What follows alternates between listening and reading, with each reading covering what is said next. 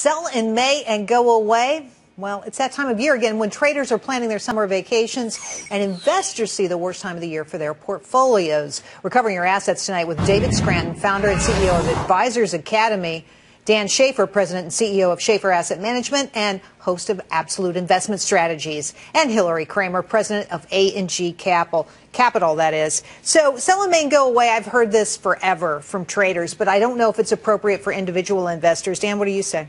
Well, the professionals have been using that for years because mathematically the worst period to make money has been from May to October.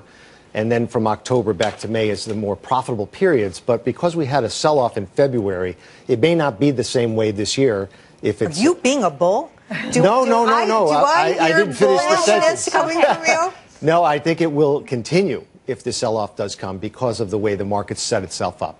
Hill. I see a rotation. So I say stay in May, but rotate. Rotate to more safety. Be in companies like GE and Microsoft and beaten down names dividends, like WR or what Grace. Are you looking for? I like dividends too, especially global dividends. And again, value plays. Companies like Vale, V-A-L-E, where you can get over 5%. Iron ore out of Brazil, completely undervalued at this point. David, what do you say? Sell in May and go away? Is it time to put your money on the side? This year especially, with the market still being near a record high, the average investor really cannot take advantage of market pullbacks because typically they're fully invested. I think the reason a lot of the affluent folks do pull some cash out of the market during the summertime is not just because they want a vacation, but they want to be able to get in more cheaply in the fall. So I think it's a good time for the small investor to take some money off the table. But everybody says that small investors shouldn't play like that they should be in for the long haul. Dan, to you, that the idea is that small investors, you can't time the market. You don't know what's going to happen. No, the probability of a small investor trying to time the market has never been historically well. And being in the market is good, but there's nothing wrong with just pulling some money off the table for the opportunity, but not to try to time your whole portfolio and take it 100% to cash and 100% back in. Cash, mash. Hill? That's right. It just doesn't make sense to try to be a day trader or even be in and out of the market because it'll never happen. It'll just never happen right. It'll always be losses there. And if someone like me, I can go and buy call options on Friday afternoon when the Nasdaq's tanking. I'm not doing that. And find myself making money Monday, but individual investors should be in it, yes, Jerry, for the long term. You guys, you invest for a minute, an hour, a day, a week. I'm investing for my life, okay? I mean, we're talking about years and years and years of investment. Now, I want to talk about one stock, which we normally don't do, but Bank of America today out with big news, suspending its buyback program and an increase in a quarterly dividend that they had planned that they're now not going to do. Dan, to you, what do you make of that? Everybody owns financials. Jerry, this has been a major problem in the accounting profession probably since I got into the profession in the 80s. GE had a problem in 2007 with some interest rate swaps, which were not accounted properly. And I don't know the detail of exactly what happened here, but from what I can tell, there were some structured notes where they have a nominal value and then they have a real market value, and they just overmarked it. Oh, my God. This sounds like Greek to me, I have to tell you. This is the very kind of thing that individual investors say, oh, my Lord, you're killing me here with the detail. Hillary, what should we be paying attention to? We should be paying attention to the big picture. Bank of America, Wells Fargo, and then the investment banks like Morgan Stanley, Goldman Sachs, you want to be there. Today is a buying opportunity in Bank of America. 6% was completely overdone. We're talking about $4 billion, but it's a $2.2 trillion company in terms of assets. David, what do you say? Well, I still believe, regardless, small investor, medium or large investor, there's nothing wrong with taking some winnings off the table. And we've just had an incredible compression rally for the last 5 years. And I'd like to say it's okay to take base hits, but when you get a double or a triple, that's all the more reason to take some winnings off the table. I want home runs every day. Okay, maybe that's not realistic. I want to move on to the PIMCO story. Mohamed El-Arian out saying that it wasn't a big fight with Bill Gross, the founder of PIMCO. Actually, he was prepared to leave and ready to leave.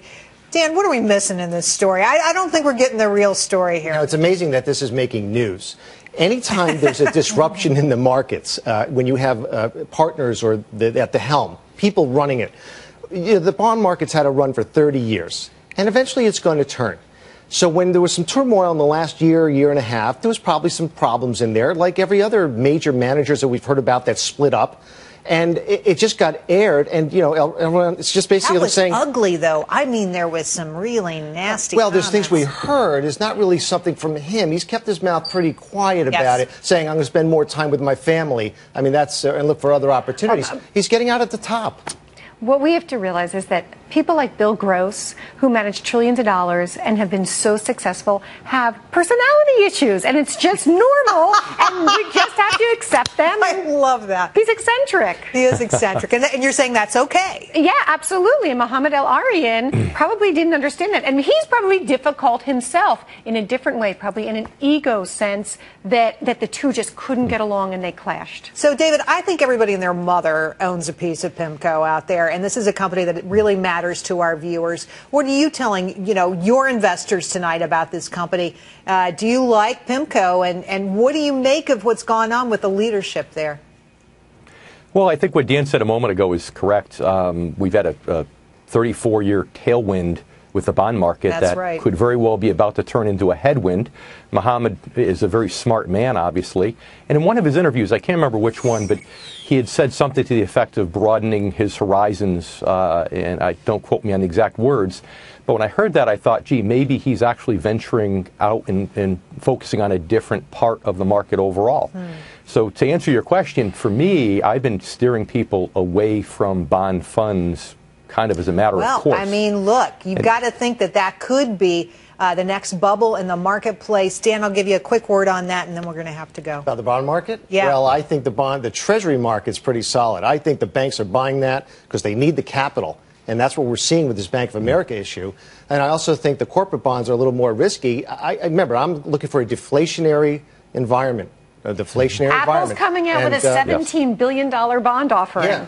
So if you need a little Apple, there's another way to get it other than buying the stock. You know why they're doing that? Because most of their money is overseas, and they announced the stock buying back program, and they're going to pay dividends. They don't have enough money in the United States to do that. This is a common practice from a tax effect because Congress can't get their act together. So they're issuing bonds. They need the money to do the buyback and to pay dividends in the United States. I wish I could pull something like this off. You know what I mean? Like if I could reduce my tax burden by, oh, well, I guess I can't. David, Hillary, and Dan, thanks for coming on the show tonight. Great job. All appreciate your time so much. Thank you. Thank you very much. And